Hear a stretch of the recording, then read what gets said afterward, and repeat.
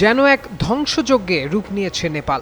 হঠাৎ আঘাত হানা প্রাকৃতিক দুর্যোগে মুহূর্তেই লণ্ডভণ্ড হয় দেশটির ৩ জেলা, যার ফলে এখন পর্যন্ত প্রাণহানি হয়েছে অন্তত ১৬২ জনের। নিরাপত্তা কর্মী ও বিদেশি পর্যটক সহ বহু মানুষ নিখোঁজ রয়েছেন, যার মধ্যে শতাধিক ভারতীয় পর্যটক সহ রয়েছেন ২৮টি দেশের অতিথিরা।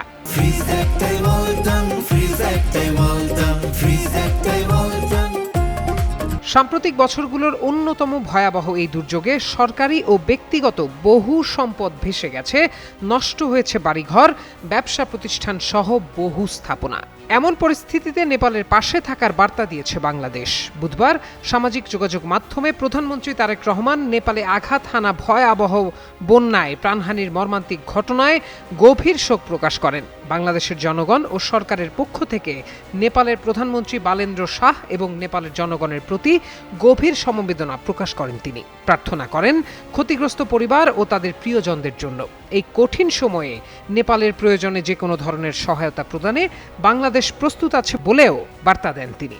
একই সঙ্গে দুর্যোগ মোকাবিলায় ত্রাণ ও উদ্ধার কার্যক্রমে কাঠমান্ডুকে সম্ভাব্য সব ধরনের সহায়তা দেওয়ার প্রস্তুতির কথা জানিয়েছে ঢাকা। বুধবার পররাষ্ট্র মন্ত্রণালয়ের এক সংবাদ বিজ্ঞপ্তিতে বলা হয়, নেপালের এই ভয়াবহ দুর্যোগ পরিস্থিতি নিবিড়ভাবে পর্যবেক্ষণ করছে বাংলাদেশ। কাঠমান্ডুর প্রতি সংহতি পুনর্ব্যক্ত করে পররাষ্ট্র মন্ত্রণালয় জানায়, দুর্যোগের পরবর্তী পরিস্থিতি মোকাবিলায় কাঠমান্ডুকে সহায়তা দিতে ঢাকা প্রস্তুত রয়েছে। ত্রাণ ও উদ্ধার কার্যক্রমে নেপালকে সম্ভাব্য সব ধরনের সাহায্যের কথাও জানানো হয়েছে।